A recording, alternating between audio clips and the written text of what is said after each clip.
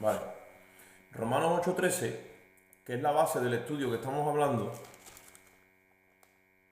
Y vamos a leer Romanos 8, 2 y 13 para comenzar. Y después ya iremos a varios pasajes bíblicos. ¿Vale? Vamos a leer la palabra y lo vamos a hacer a la gloria de Dios, Padre, Hijo y Espíritu Santo. Dice así la palabra: así que, hermanos, deudores somos, no a la carne, para que vivamos conforme a la carne. Porque si vivís conforme a la carne, moriréis. Mas si por el Espíritu hacéis morir las obras de la carne, viviréis. Bendecida está la palabra del Señor. Amén. Gloria a Dios. Bien, en el tema de lo que es la santificación venimos nosotros hablando en este tiempo que la santificación es un proceso donde Dios, por su Espíritu, cumple su propósito en nosotros en vida de la carne, ¿de acuerdo? Hay lugares donde se ministra la santificación, pero no es por el Espíritu, entonces al final no hay victoria en la vida del creyente, ¿vale? No hay victoria porque se quiere santificar la carne a través del yo. Y el medio no es correcto. El medio que Dios ha dejado para que el creyente alcance la santificación es la cruz. ¿Vale? Hoy lo vamos a ver por medio de la palabra. Es esa negación que todos tenemos ahora mismo la facultad de tener por causa de que tenemos el Espíritu de Cristo. El medio para limpiar los pecados, dice la Biblia, que es la sangre. Es el elemento que Dios nos ha dejado. Pero para limpiar no los pecados, sino el pecado, porque tú tienes que aprender a diferenciar entre los pecados y el pecado. Los pecados son las acciones erradas, los pecados que cometemos cada vez que transgredimos la ley moral de Dios, que es santa. Pues Dios nos ha dejado un elemento que es la sangre de Cristo. La Biblia dice que si confesamos nuestros pecados, la sangre de Cristo nos limpia de todo pecado y es más, nos limpia incluso de toda maldad, ¿vale?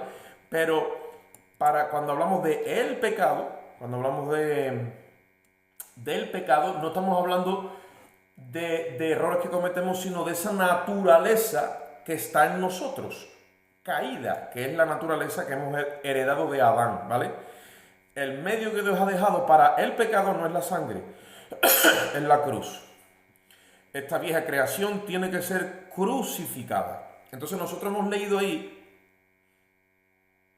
que Pablo le dice a los romanos que si vivimos conforme a la carne, dice la palabra, moriremos. Pero hace un pero, aunque la Biblia usa el término más, dice, más si por el Espíritu hacéis morir las obras de la carne, dice, viviréis, ¿vale? Yo os he comentado ya varias veces que esa expresión que Pablo hace aquí en Romanos 8, 2 y 13 es un paralelo exacto, el mismo que el que Dios le hace a Adán y Eva cuando estaban en el huerto. Los puso allí y les dio la premisa: de todo árbol del huerto podréis comer, más, ¿ve? O pero, el día que de este, que es del conocimiento del bien, ¿qué le dijo? Moriréis, ¿vale? Ese moriréis es el mismo moriréis que hemos leído nosotros aquí en Romanos 8:13. Si vivís conforme a la carne, dice moriréis. Porque nosotros cuando venimos a Cristo y digamos, estamos delante de la cruz, que la cruz en sí ya no existe aquí abajo, bueno, pero en el vivo de Dios, en lo que es el sacrificio de Cristo todavía está en vigor, y cuando un pecador arrepentido lo conducimos por el Espíritu y lo traemos a Cristo y lo convencemos de que le entregue sus pecados a Cristo, en ese momento la persona es redimida de sus pecados le son quitados literalmente al alma y son puestos en el cuerpo de Jesucristo, que eso es lo que vamos también a ver hoy en Romanos 6, que es el bautismo en su muerte. Pues en ese momento somos adoptados como hijos de Dios, ya no somos más pecadores, que es otro término que tenemos que entender en nuestro espíritu, delante de Dios ya no somos más pecadores, porque Él nos recibe como hijos, ¿vale? Y entonces en ese momento se nos habilita y se nos mete otra vez en el huerto. Acordaros que dice la Biblia que Él los sacó del huerto y fueron destituidos de su gloria. Ya no hay gloria, porque se entiende que ellos estaban desnudos, pero la gloria de Dios los envolvía. Esa luz y esa gloria los envolvía. Cuando fueron puestas del huerto, fuera del huerto no hay gloria. ¿Por qué? Porque se fueron destituidos de la gloria de Dios. Dice, porque la paga del pecado es muerte, más la dádiva de Dios es vida eterna en Cristo Jesús. Y la paga del pecado es la muerte. Más todos los que pecaron, dice, son destituidos de su gloria. Cuando venimos a Cristo recuperamos esa gloria. Pero esa gloria ya no va por fuera como la tuvieron Adán y Eva. Ahora es por dentro. Porque entramos en un nuevo diseño que Dios tenía guardado. Y no es el diseño en el que Adán y Eva cayeron en el Edén. Es un diseño que Dios tenía guardado desde antes de la fundación del mundo, que es lo que el apóstol Pablo revela en casi todas sus epístolas, a lo que él le llama el misterio escondido, donde el ser humano iba a tener comunión con Dios, pero iba a ser un ser humano no hecho de alma viviente como fue Adán, sino de espíritu vivificante. O sea, íbamos a tener incorporada en nuestra naturaleza ya no la naturaleza caída que la hemos heredado en Adán, sino la naturaleza redimida que la adoptamos o la recibimos en el postrer Adán, el cual es Cristo. Adán era alma viviente y tenía la semejanza de Dios, pero no tenía divinidad en él. Adán no era divino, pero cuando nosotros recibimos a Cristo y tenemos su Espíritu morando en nosotros, entonces tenemos su divinidad en nosotros. Por eso es que Dios quiere llevarnos a una línea de santificación, porque eso es ser participantes de su divinidad. De hecho, dice Hebreos que Dios nos disciplina. ¿Para qué? Dice, para que participemos de su divinidad. Dios no quiere que tengamos el Espíritu de Cristo incorporado y ahora que vivamos en la carne. Eso es una incongruencia para la mentalidad de Dios. Yo no puedo, porque lo dice Pablo, si vivo conforme a la carne, entonces lo que tengo es una vida de derrota, es muerte todo lo que cosecho. Entonces, ¿qué dice? Si hacemos morir las obras de la carne por el Espíritu, entonces viviremos. Entonces hay una forma donde yo puedo hacer morir esta naturaleza. Antes no podía. Antes era esclavo y el pecado se enseñoreaba de mí porque tenía una sola naturaleza. ¿Cuál es? La caída. Ahora tengo dos naturalezas. Tengo la redimida también, y por esa naturaleza redimida es que yo puedo hacer morir, ahogar las obras de la carne. Porque ahora tengo libertad, tengo un libre albedrío que Dios me ha regalado en Cristo. Y ese libre albedrío me da mi capacidad de decirle no al pecado. Dicho esto, yo os voy a pedir que vayamos un momentito ahí donde estamos en Romanos, pero en el capítulo 6, para que veamos un momentito una cosa. Desde el versículo 1, vamos a ver si vamos rapidito y hablamos de todo lo que yo quiero, porque yo lo que os pido, hermano, que intentéis de no distraeros, y he orado a Dios para que Dios nos dé capacidad de asimilar. Esto que estamos hablando es un poquito más profundo, o un poquito más profundo de lo que normalmente se habla cuando hablamos de la persona de Jesús en los evangelios. Yo ya lo he dicho muchas veces y ustedes lo sabéis.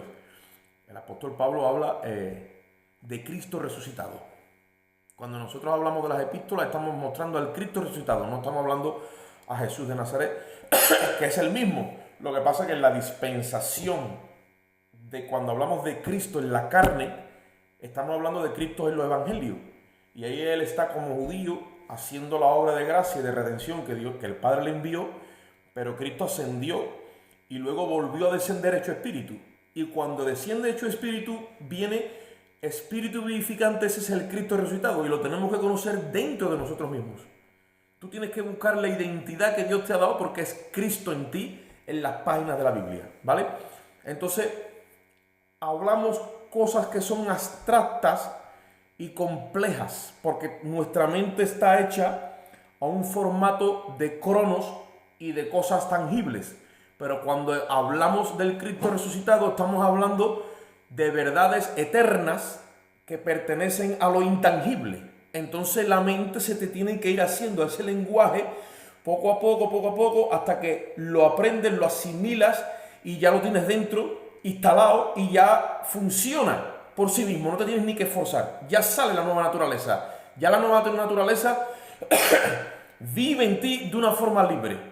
Porque la nueva naturaleza que hemos recibido en Cristo viene diseñada para obedecer en cada momento. Ella no tiene que esforzarse, porque esa es su naturaleza, es obediente. porque la heredamos en Cristo y Cristo todo el tiempo hizo la voluntad del Padre. No hubo ni una sola vez que hiciera su propia voluntad. El único momento que vemos por las Escrituras donde no es que se debilitara, pero él dice, Padre, pasa de mí esta copa. Ahí sale su humanidad, ahí sale todo lo que él era como hombre, pero dice, mas no hágase mi voluntad sino la tuya. O sea, todo el tiempo hizo la voluntad del Padre. Cuando Cristo fue al Calvario y dijo, pasa de mí esta copa, se estaba refiriendo a la copa de la ira de Dios. Jesús tomó la copa de la ira de Dios por nosotros. Se hizo responsable de todos nuestros pecados y se presentó delante del Padre como el pecador más grande que ha pasado por esta tierra. Y asumió el juicio y el castigo, porque el castigo santo de Dios sobre el pecado es justo. No es injusto, es justo. ¿Vale? Eso se estudia en derecho y en abogacía. Entonces, Jesús ha sido obediente y ese espíritu, que es un espíritu humano y al mismo tiempo divino, es el espíritu que nosotros hemos recibido dentro de nuestro espíritu cuando hemos recibido a Cristo. Ese espíritu está capacitado para obedecer en todo momento, ¿vale? Miren Romanos 6 lo que dice. Voy a leer desde el versículo 1 y voy a intentar no detenerme mucho, pero para que ustedes me sigan. Dice en el capítulo 6, versículo 1. Viene Pablo hablando cosas muy profundas y acaba diciendo que donde abunda el pecado, abunda la gracia de Dios, ¿no? Así como el pecado reinó por la muerte, así también la gracia reina por la justicia. Y antes en el 20 dice que donde abundó el pecado, sobreabunda la gracia. Vale.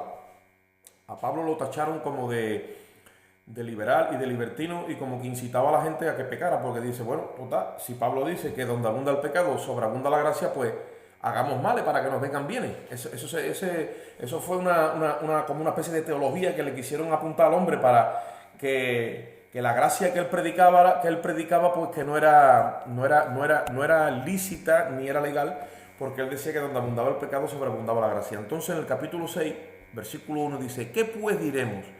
¿Perseveraremos en el pecado para que la gracia abunde? En ninguna manera, dice, porque los que hemos muerto al pecado, ¿cómo viviremos aún en él? Yo quiero hacer un pequeño paréntesis y le quiero decir a los hermanos lo siguiente. Cuando un alma viene a Cristo, que es un pecador arrepentido, porque entonces no puede venir a Cristo, convencido por el Espíritu Santo cuando estaba en el mundo de pecado, de justicia y de juicio, y ya eso ha movido su corazón. Eso es como cuando se va a hacer una obra que llega el albañil con el irtio, llega la retroexcavadora, lo rompe todo, ¿vale? Hay un arrepentimiento, entonces todo eso tiene que salir, y le entregamos nuestros pecados a Cristo. Entonces el pecador viene arrepentido y le entrega sus pecados a Cristo. Desde ese momento en el cielo esa persona deja de ser visto como un pecador. Ya no más es un pecador, jamás va a ser un pecador. Le cambian el título. Además eso se dice en la Biblia que está constituido por causa de los méritos de Cristo. Dice que como por un hombre fuimos constituidos pecadores, en Romanos 5:19 dice también, por la desobediencia de un hombre todos fuimos constituidos pecadores. Constituido significa hacer oficial ante notario. También por la obediencia de uno, dice la Biblia, todos hemos sido constituidos justos, dice, justos.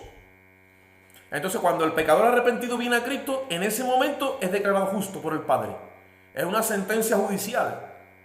Además es irrecurrible, nadie la puede recurrir, porque está hecho en base a la obra de Cristo. Y es legal a todos los efectos. Entonces cuando ese alma viene a Cristo, recibe el título de justo y de nueva naturaleza, recibe una nueva naturaleza, una nueva creación y es hecho hijo de Dios. Ahora dice ahí en el versículo 3 cómo eso se produce. Dice, ¿no sabéis que todos los que hemos sido bautizados en Cristo Jesús hemos sido bautizados en su muerte? Está haciendo una pregunta, porque como a él se le está cuestionando, dice, ¿cómo yo voy a estar incitando a que la gente viva en pecado? Los que hemos muerto el pecado, ¿cómo vamos a vivir en él? Otra vez dice, eso es lo que está, digamos, una pregunta retórica, ¿no? Ahora dice, ¿no sabéis que los que habéis sido bautizados en Cristo habéis sido bautizados en su muerte? Vale, la palabra bautismo siempre la tenemos, digamos, un poco mal asociada. No es que esté mal asociada, pero que siempre se nos viene a la mente la inmersión en agua. Y Pablo no está hablando de la inmersión en agua. Dice que los que han sido bautizados en Cristo, dice que son los que han sido bautizados en su muerte. O sea, cuando el pecador arrepentido, que ya ha sido convencido con la ley, viene delante de Cristo, en ese momento el Espíritu Santo en el ámbito invisible es como que su alma la saca y la introduce dentro de la cruz, dentro del cuerpo de Jesucristo, que en ese momento está pagando por el pecado de la humanidad. Entonces, en ese momento ese alma es metida ahí dentro, es sumergida, por eso la palabra bautismo significa inmersión, sumergido. Dice, entonces en ese momento el alma es lavada, limpia los pecados, limpia. Y ahí se produce lo que en teología se le llama la regeneración. Vuelve a vivir ese alma con la vida, no que tenía Adán, sino con la vida del postrer Adán. Ahora ese alma tiene naturaleza divina y es nuevamente metida en el mismo cuerpo, en esa vasija de barro donde ha estado todo el tiempo viviendo, metida a eso. Por eso es que cuando el pecador arrepentido llega y se le presenta a Cristo y le entrega sus pecados, es esa experiencia que la mayoría hemos tenido, ese nuevo nacimiento, que tú te quedas como diciendo, ¿qué ha pasado aquí? Aquí ha pasado algo, aquí ha pasado algo, esto es divino. Tú sientes como una liviandad, la mente se te queda nueva, ves a la gente con un amor que nunca la habías mirado antes, te quedas mirando los árboles, te quedas como, porque algo ha pasado. Claro, ese es el nuevo nacimiento. Ahí ahora eres hecho hijo de Dios, el cielo está contigo, el ojo de Dios, el agrado de Dios está metido en ti, y tú has entrado a una nueva esfera que la Biblia lo llama el reino de Dios. El reino de la luz. Cuando en ese momento tú entras ahí, es lo que hemos leído, has sido bautizado en Cristo. Y también dice la Biblia en el versículo 4, ahí mismo donde llevamos la lectura, dice, porque somos sepultados juntamente con Él para muerte por el bautismo, a fin de que como Cristo resucitó de entre los muertos para la gloria del Padre, dice, así también nosotros andemos en vida nueva, dice. Entonces, la experiencia es que el pecador va y lo meten en el cuerpo de Jesucristo y después automáticamente va al sepulcro. Oye esto, va al sepulcro, porque dice que somos sepultados juntamente con Él. Es un bautismo en la cruz, que es en su muerte, y en el sepulcro. Oye esto, y cuando Jesucristo dice que se levantó entre los muertos, para la gloria del Padre, dice que de la misma forma nosotros somos levantados otra vez. O sea, el pecador de momento empieza a tener una experiencia nueva y dice que entra en ¿qué? Dice, entra en una vida nueva. Eso es lo que se le llama la vida de resurrección. Nosotros, por la obra perfecta de Cristo, en vida de la carne, en esta vasija vieja, empezamos a vivir algo que Dios había preparado para nosotros desde antes de la fundación del mundo, pero que en este caso a nosotros se nos ha anticipado en vía de la carne. Es la herencia anticipada. Y empezamos a vivir en una vasija de barro. Tenemos el tesoro que Cristo acumuló y ganó para nosotros en la cruz del Calvario. O sea, tenemos vida de resucitado en una vasija de barro. Eso es un misterio. Y este misterio estaba escondido desde antes de la fundación del mundo, dice el apóstol Pablo. Y cuando el apóstol Pablo empieza a escribir todas sus epístolas, lo que está sacando es a la luz el misterio. Él dice en el libro de Efesios, dice a mí, que soy el más pequeño de todos, el más insignificante, el que menos pintaba en esto, que se me apareció, el último como un abortivo. Dice, a mí me ha sido dado el aclarar a todo, dice, porque había oscuridad en cuanto a esta verdad y en cuanto a este misterio, porque es todo un misterio, que es Cristo en vosotros, la esperanza de gloria, que a mí me ha sido dado a conocer, dice, el misterio, dice, y la dispensación del tiempo, porque el tiempo fue cuando vino Cristo, ¿vale? ¿Quién se quiere añadir por ahí? Luisa, gloria al Señor. Un momentito, ahí está Luisa. Entonces, todo eso es lo que Pablo está dando a conocer en el libro de Romanos. Entonces, cuando el creyente se levanta, oye esto, cuando el creyente se levanta verdaderamente en vida nueva, es cuando pasa por el sepulcro. Y es donde nosotros tenemos que coger un poquito de conciencia. Usted sabe, cuando llega el tiempo de Navidad, la gente celebra la Navidad. El mundo celebra la Navidad. Pero claro, el mundo no tiene capacidad legal para celebrar la Navidad porque el mundo no conoce a Jesucristo. El mundo celebra la Navidad que Roma le enseñó. Y los creyentes muchas veces también celebran la Navidad, el nacimiento de Jesús en la carne, ¿vale? No tenemos como creyente mandamiento de celebrar la Navidad, pero sí tenemos mandamiento de celebrar lo que pasó en el Calvario. El creyente nace en el sepulcro. En el sepulcro de Cristo, esa es la cuna donde todos los creyentes van a nacer de nuevo. Ese es el lugar de paritorio, es la cruz y el sepulcro. Y eso es lo que Dios honra. Tú no vas a ver en la Escritura, en ninguna parte de la Escritura, que se honre. El que quiera hacer lo que lo haga, yo no me meto, yo no estoy en contra, perfecto. Pero como ministro y digamos la encomienda que Dios me ha dado, yo tengo que enseñar el Evangelio. Todos los apóstoles del primer siglo y de ahí para abajo, todos hablaron del misterio de la cruz y del sepulcro. Ese es el anuncio del Evangelio. No es cuando Cristo nace en la carne, es cuando Cristo nace en el Espíritu. Cuando se levanta entre los muertos, es como un nuevo ser que se levanta. Eso es lo que yo le digo, con bromas mías, ¿no? Irónicamente, ese es el postrer Adán 2.0.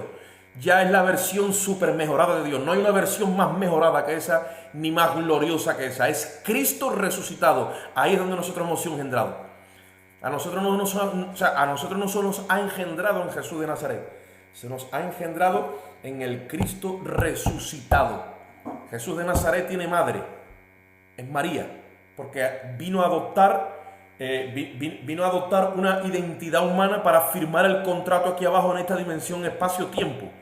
Pero el contrato ya estaba preacordado desde antes de la fundación del mundo en la eternidad. Tenemos que entender a Dios en su mentalidad, porque tenemos la mente de Cristo, y para eso Dios tiene que ir haciendo ejercicio en nuestra mente. La Biblia dice que nosotros tenemos que crecer tanto en la gracia como en el conocimiento de Dios. El crecimiento del cristiano es todo el tiempo él en el entendimiento. Un cristiano que tiene el entendimiento ensanchado, Dios va añadiendo conocimiento, sí, ese es el crecimiento. No vayas a esperar tú que vas a crecer de estatura, o que vas a crecer, ¿qué te digo a ti? Que vas a levantar una congregación grande y van a venir miles. Eso no es crecimiento. Eso no es crecimiento. Crecimiento es que Dios te abre esto. Te abre el entendimiento y tú vas asimilando cada vez más el plan de Dios. Y lo vas expresando cada vez, con la capacidad del Espíritu, lo vas expresando cada vez más claramente. Es como un bebé que poco a poco empieza a balbucear, empieza a escuchar, empieza a coger, porque los bebés son terribles, la capacidad de aprendizaje que tienen, aunque tú no lo ves que habla mucho y de momento hace boom y lo suelta todo, porque ya lo tiene dentro. Eso es lo mismo, cada uno de nosotros hemos sido vasijas escogidas por Dios para expresar a Cristo, para expresar su grandeza, para expresar su propósito, para expresar su misterio, para expresar todo lo que Él es. Y eso es crecer en la gracia y en el conocimiento. Entonces hace falta estudiar las Escrituras, expresarlas y poco a poco con nuestra vida y ejercitando paso a paso todo eso que nosotros vamos recibiendo, ¿vale? Versículo 5, porque si fuimos plantados juntamente con Él en la semejanza de su muerte, así también lo seremos en la resurrección. Oye, esto dice que nosotros hemos sido plantados. Nosotros cuando fuimos llevados a la cruz y hemos sido llevados al sepulcro es como una semilla que Dios planta en Cristo. Cuando el agricultor planta es porque tiene un propósito de cosecha. Si nosotros hemos sido plantados en Cristo, dice ahí, versículo 6, sabiendo esto. Oye esos términos que yo al principio cuando leí la Biblia todo eso lo pasaba por alto, normal. Era niño, era nuevo. Pero todos esos adverbios pequeñitos se me quedan a la mente. Sabiendo esto, dice. Sabiendo esto. Tienes que saberlo. Lo tienes que asimilar, lo tienes que tener guardado en tu corazón y saberlo. Y hay quien dice, yo no lo sé, hermano, pues tienes que seguir escuchando hasta que el Espíritu, ¡clac!, te lo introduzca. Sabiendo esto, dice, que nuestro viejo hombre fue crucificado juntamente con él. Para que el cuerpo del pecado sea destruido.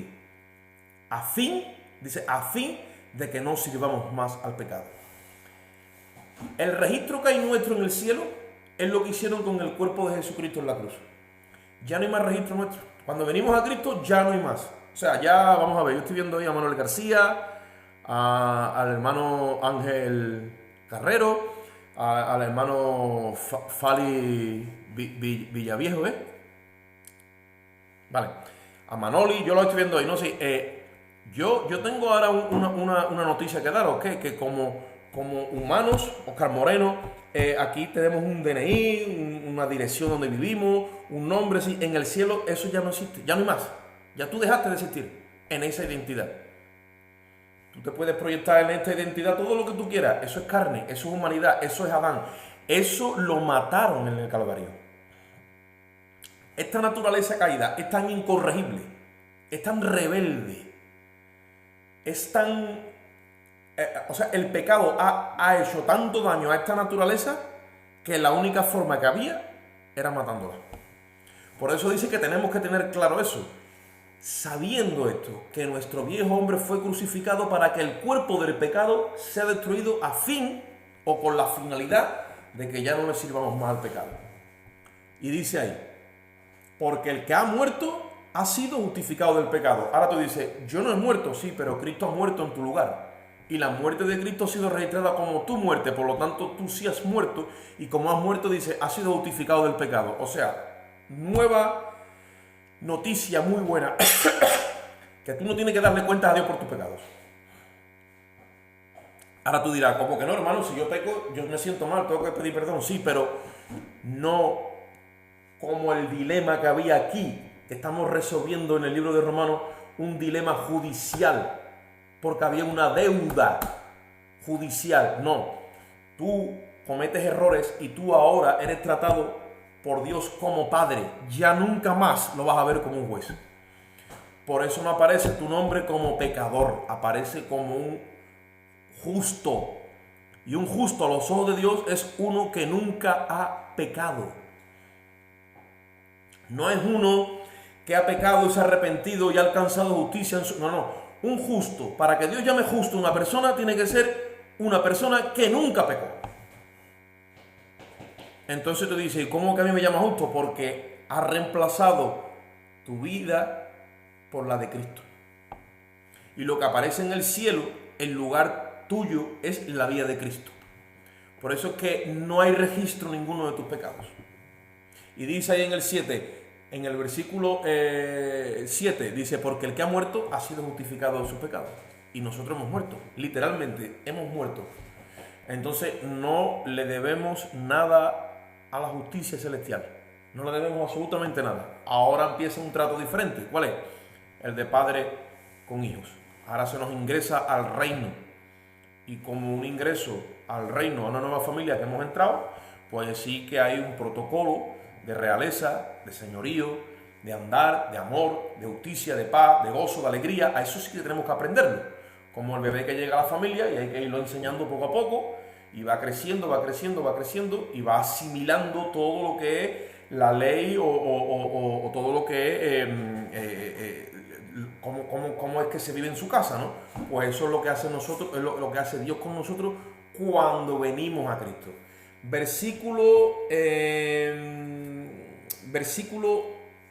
Mira, vamos a seguir, dice, versículo 8, y si morimos con Cristo, creemos que también viviremos con Él. Otra vez dice, sabiendo que, mira, versículo 9, sabiendo que Cristo, habiendo resucitado de los muertos, ya no muere. La muerte no se enseñorea más de Él.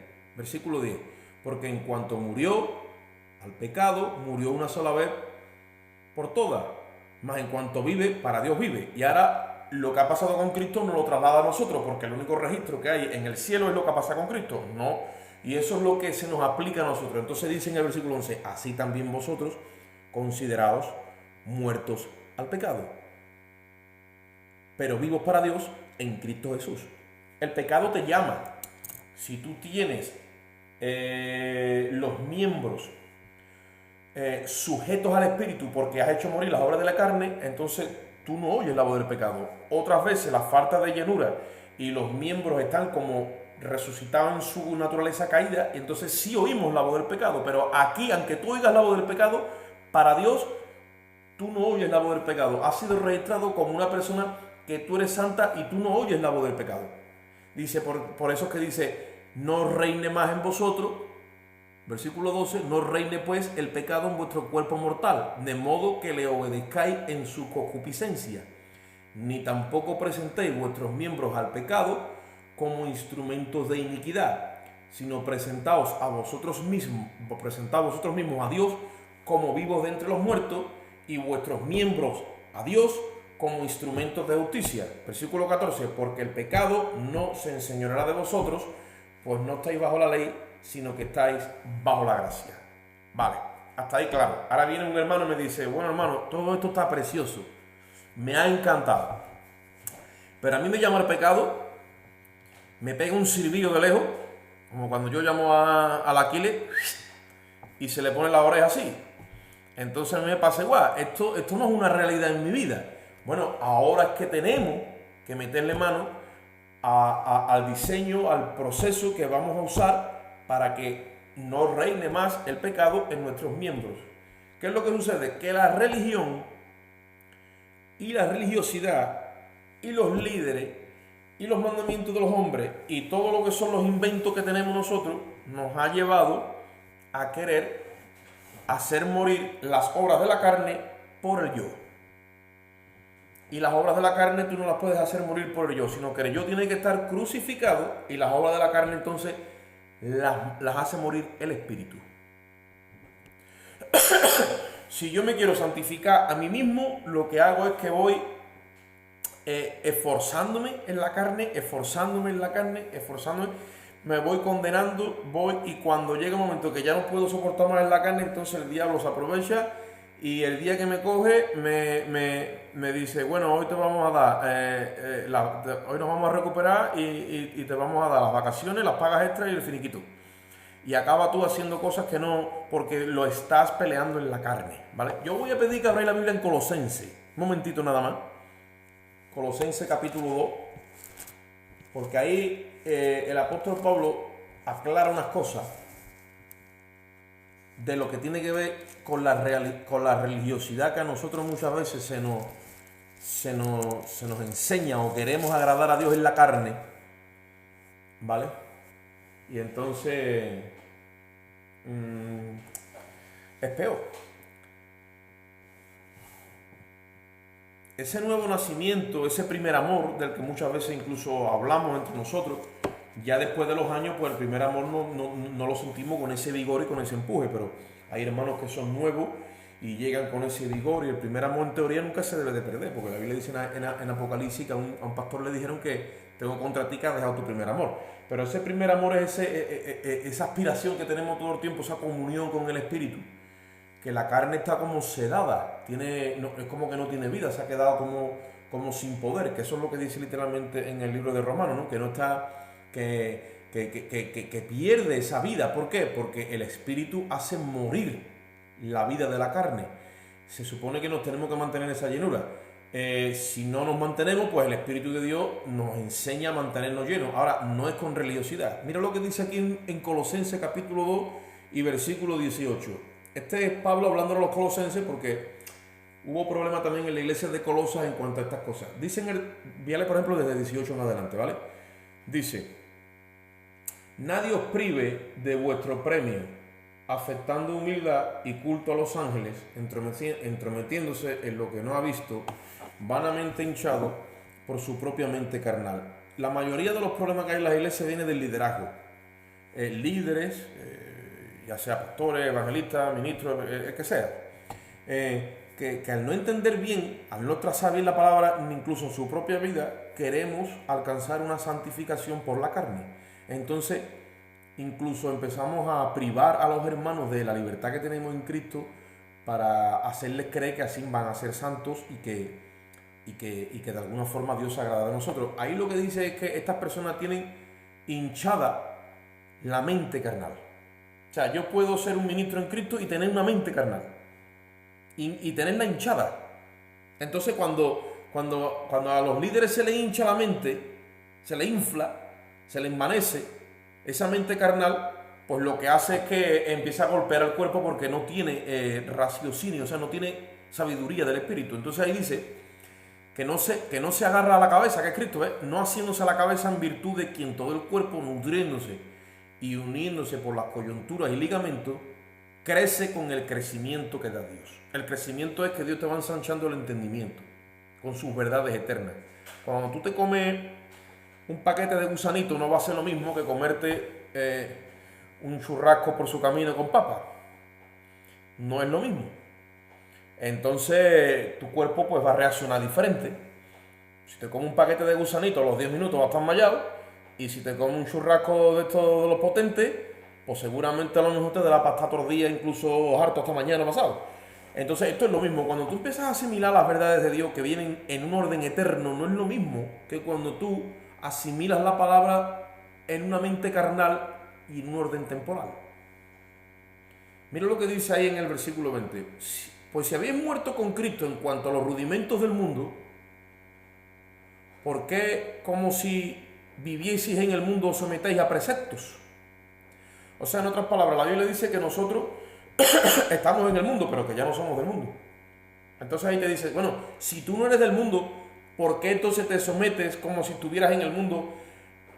Estoy yo como parafraseando, ¿vale? Queriendo alcanzar una santidad, sometiéndote a los rudimentos del mundo. Ahí dice, versículo 21, tales, dice, como no manejes, no gustes, ni aun toques, en conformidad, dice, con mandamientos y doctrinas de hombres. Ustedes saben que el domingo se nos predicó un poco de eso. Nuestro hermano Ángel hizo un poco de hincapié, bueno, un poco no, hizo bastante hincapié en lo que es el tema de las prohibiciones.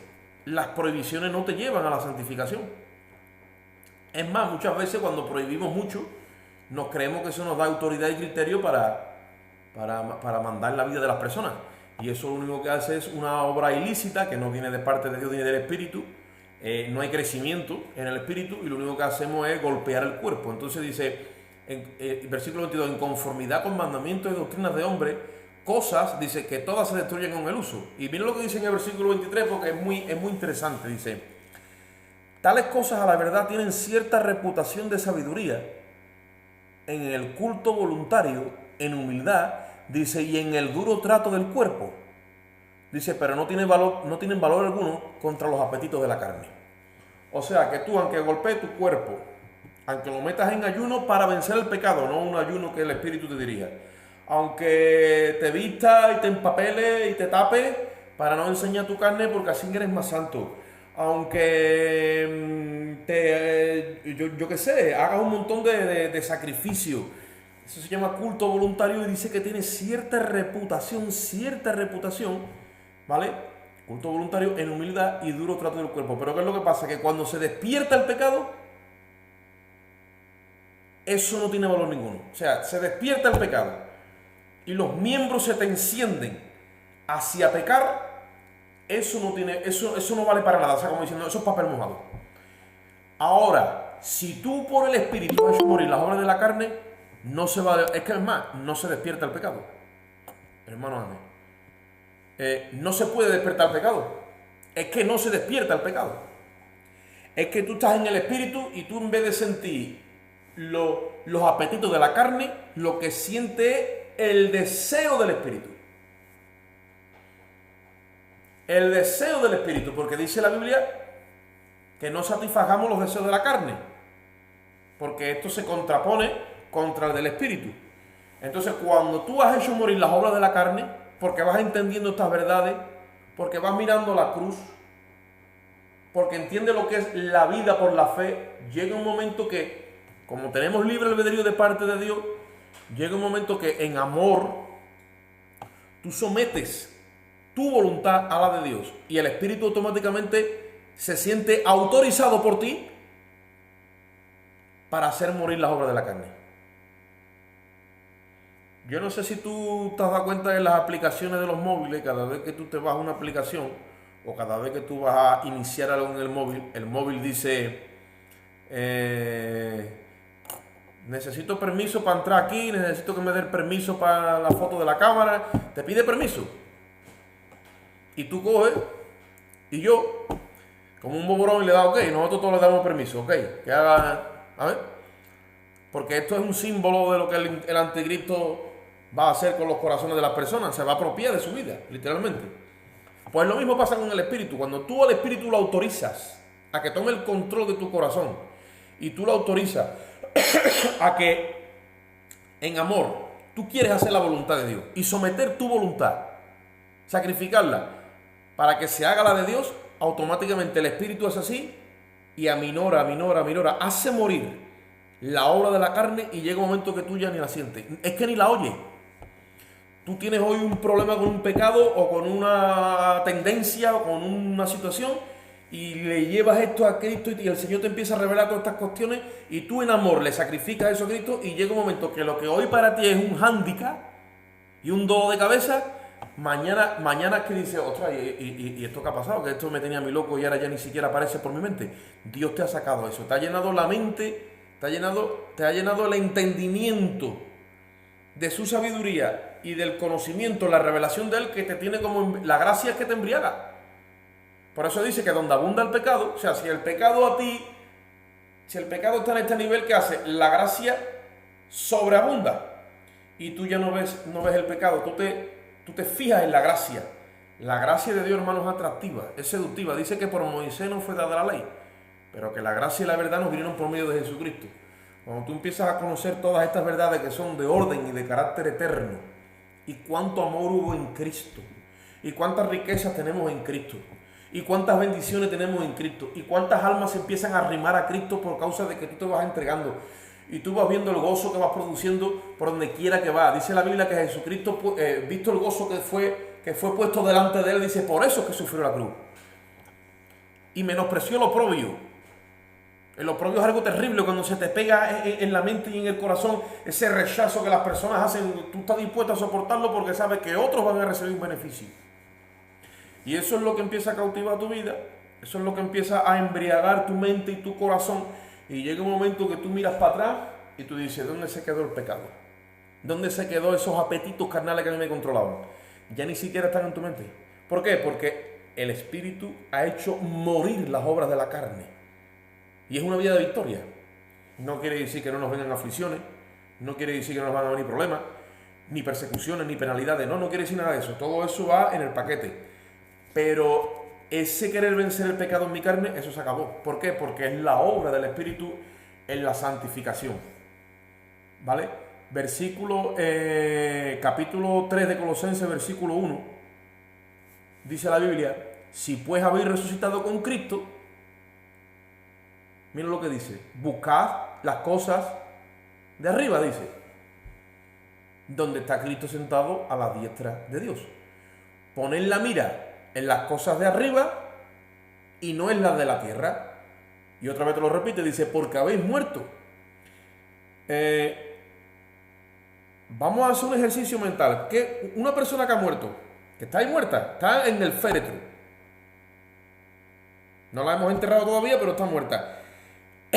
¿Tiene esa persona facultad de hacer algo aquí abajo en la tierra? Ya no tiene facultad de hacer más nada. Ya lo que nos queda es enterrarla y se acabó. Sí, pues entonces, cuando la Biblia dice que hemos muerto, se supone que estamos aquí, pero que nada de lo de aquí nos puede atraer ni llamar la atención, entre comillas, oye esto, si estamos en el Espíritu, porque a todo lo que nos rodea, nosotros hemos muerto. Y dice ahí, por eso que te dice, si habéis muerto, poned la mira en las cosas de arriba y no las de la tierra, dice, porque habéis muerto.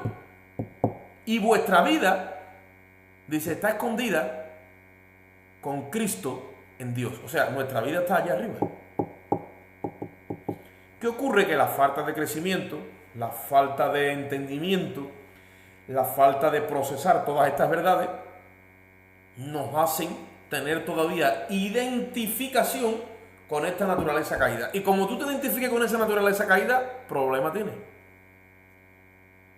Sí, porque la naturaleza caída está buscando dinero. Le encanta el dinero, ¿eh? Está buscando bienestar. Está buscando cariño de los que le rodean. Y no es que eso sea malo, pero es naturaleza caída. Está buscando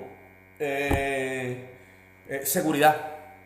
Está buscando todo lo que le gusta a la carne y todo lo que ella, eso está buscando. Entonces, si eso se está moviendo en nosotros y no lo hacemos morir por las obras de la carne, entonces no podemos decir que hemos muerto.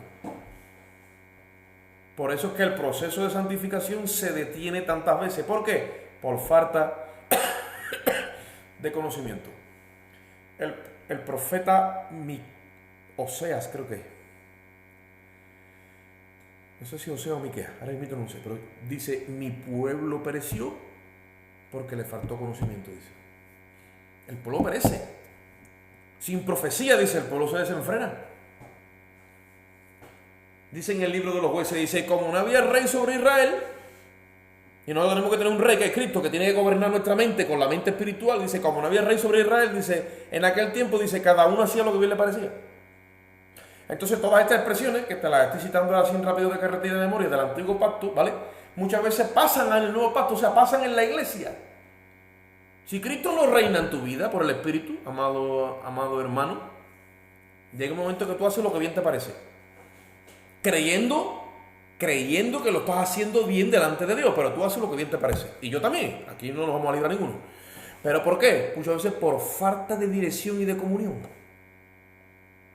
La carne, por más que aprenda, por más que sea que aprenda el Evangelio, la voluntad de Dios, la carne, carne es. Y Jesucristo dijo, lo que nace de la carne, carne es. Y tú en la carne puedes ser más bueno de España.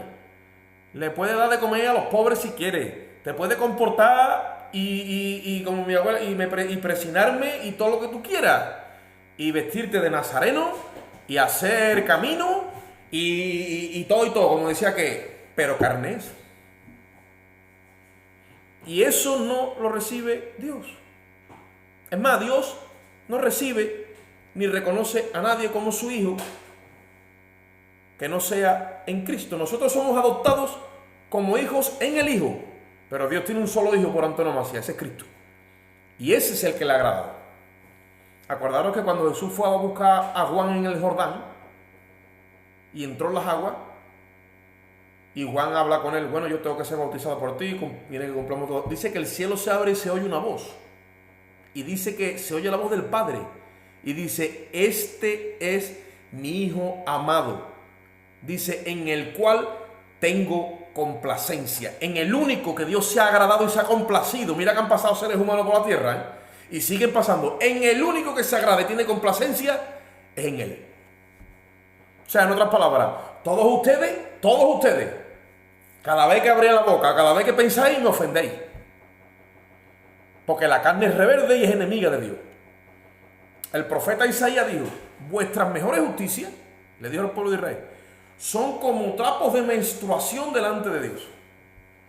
O sea, imagínate tú, tus mejores sentimientos, lo mejor que tú tengas, se lo trae a Dios. Y Dios dice, como me lo has hecho en la carne, es como que te has llegado a mi altar y me has tirado aquí una compresa. Con el perdón de la palabra para que tú entiendas, ¿vale? Dice, hombre, no, ¿cómo va a ser, Señor? Sí, y además voy a decir una cosa, eso es lo que le pasó a Caín. Caín se ensañó y se enojó. ¿Usted sabe por qué? Porque no tenía la revelación que tenía Abel. Abel no le ofreció lo mejor que tenía en su humanidad. Le ofreció sangre. Abel tenía la revelación que Dios lo que pedía era su vida. Porque era un pecador. Y en la sangre estaba la vida. Entonces, como él no podía morir, sacrificó un becerro o un cordero. El más gordo. Y sacrificó su sangre. Eso fue lo que agradó a Dios.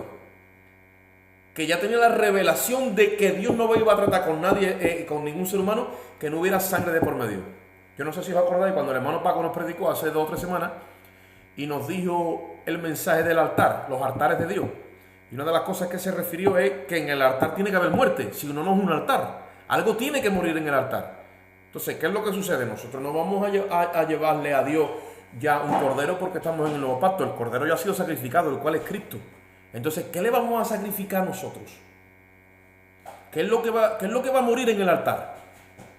Ese es el yo que tenemos, que estamos habilitados para decirle al Señor, te ofrezco mi yo, te ofrezco mi voluntad, te la sacrifico para que se haga tu voluntad en mi vida. Y el Espíritu de Dios recoge esa oración, recoge ese sentir y empieza a darte victoria sobre los apetitos de la carne. Ahora, si no, pues ya, mira, estudiate y mírate a ti mismo, a ver si tú buscas las cosas de arriba o de abajo. Porque el hombre caído, ese como lo ves 10 minutos suelto, lo primero que hace es irse por el frigorífico. A ver si soluciona, como dice el hermano Ángel, por esa banda va muy bien. Y después, como le dé un buen sofá y le ponga Netflix, entonces ya dice, entonces firma hasta 2060. Ese es el problema. Vamos un momentito a Gálatas capítulo 5.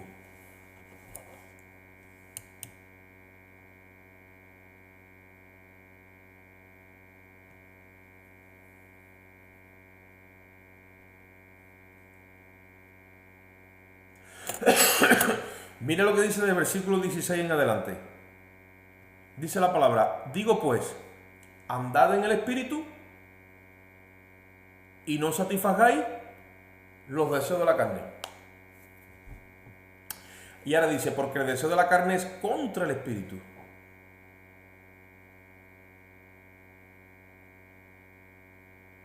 El deseo de la carne es contra el Espíritu, dice, y el del Espíritu es contra la carne, dice, y estos se oponen entre sí para que no hagáis lo que quisierais. ¿Veis cómo son totalmente dos naturalezas opuestas? Viviendo, o sea, moviéndose en nosotros. Ahora, ¿qué dice ahí? Te da la autoridad y el mandato. Andad. Acabado en D. Versículo 16 otra vez. Andad. Es imperativo. Te ordena. Anda en el Espíritu. Dios no me puede a mí dar una orden si yo no puedo cumplirla. Ahora, si yo estoy habilitado para cumplirla, sí me puede ordenar. ¿De acuerdo?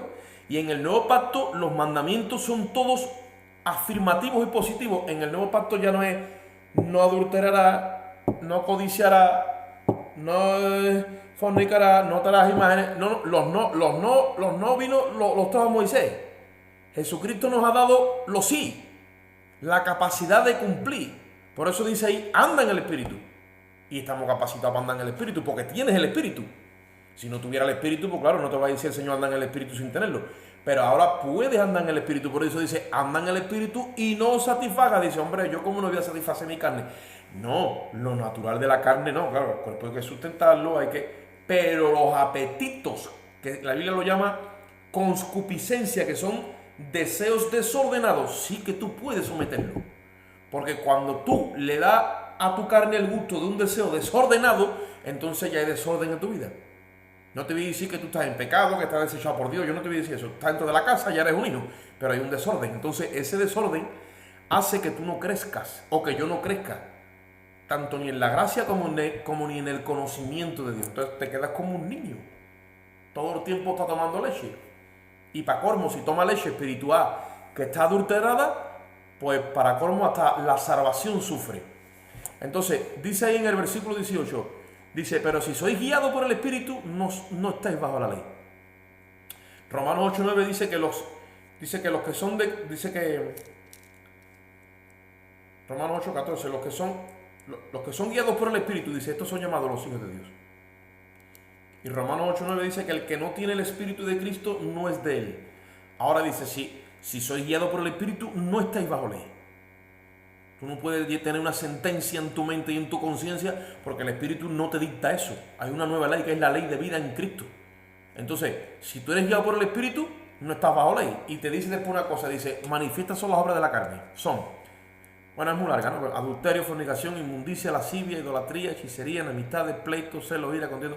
Entonces, la lista es larga y ya la conocéis. ¿Vale? Y dice en el versículo 21, envidia, homicidio, borrachera, orgía y cosas semejantes a estas.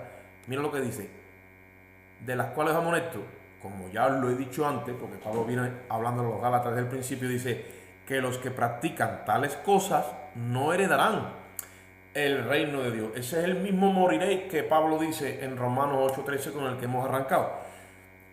No hay, en la mentalidad de Dios es imposible que una persona que tiene el Espíritu ande en la carne. Porque si tú estás tú puedes errar, tú fallas. Bueno, dice la Biblia que la sangre de Cristo nos limpia todo pecado. Has tirado a la diana, pero no has dado en el centro. Como los antiguos arqueros. Tiraban a la diana. Y si no daban en el centro, dice que se escuchaba amartía, que significa pecado. No ha dado en el blanco. Bueno, sigue intentándolo. Eso significa dar en la voluntad de Dios, ¿vale? Sí. ¿Has errado? Sí. La Biblia dice que si alguno erra, si alguno peca, abogado tiene para con el Padre. A Jesucristo el justo. Pero estás ahí.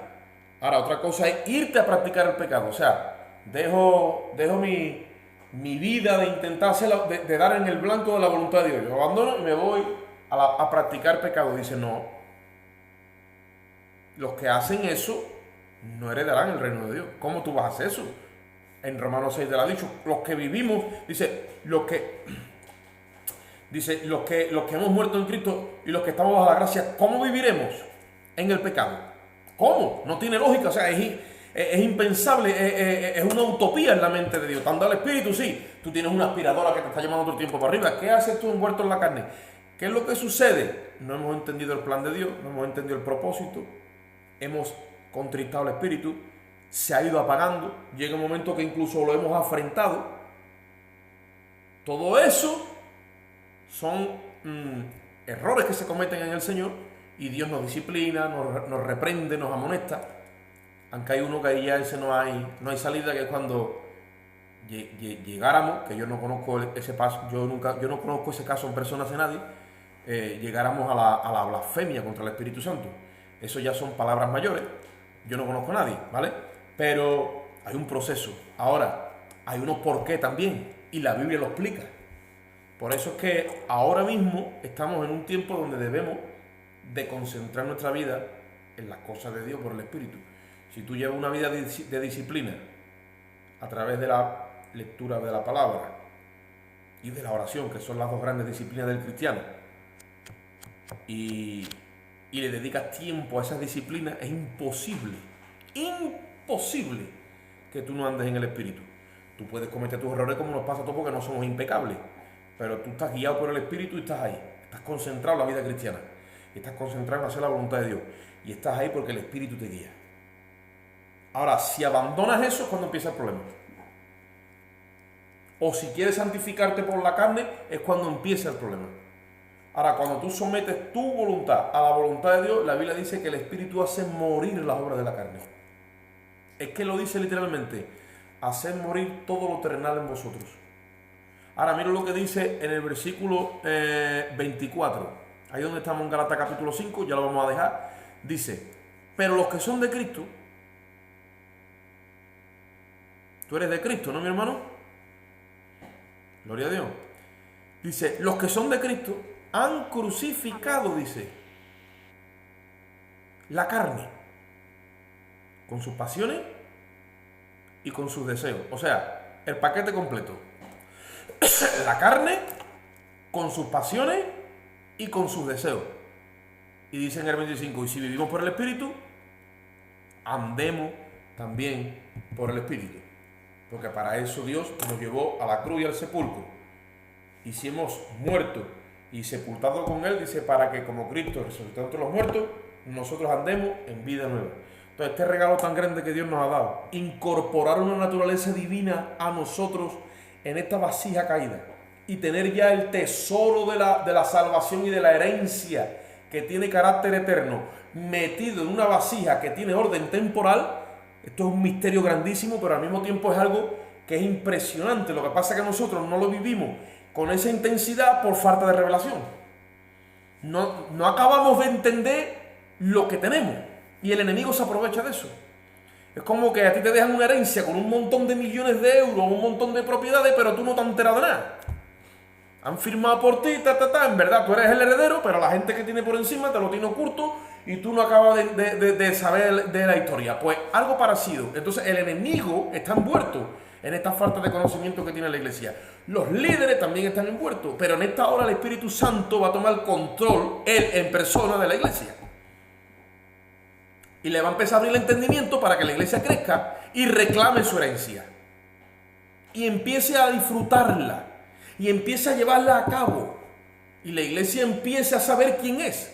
Porque hasta que no sepamos quién somos, no vamos a reclamar lo que nos pertenece.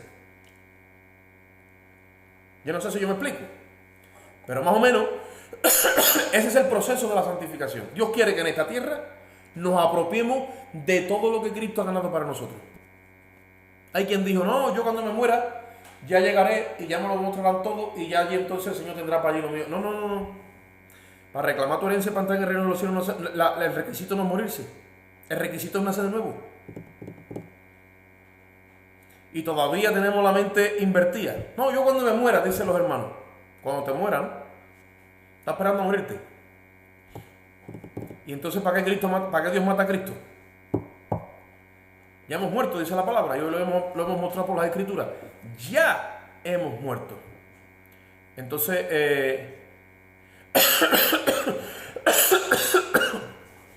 el hijo menor, dice Grego, el hijo menor de la parábola del pródigo. Claro, eso se tuvo que apartar. Y apartado fue donde entendió su verdadera identidad. Otros han vuelto tibios. Yo no sé hasta dónde tendremos que llegar para reaccionar.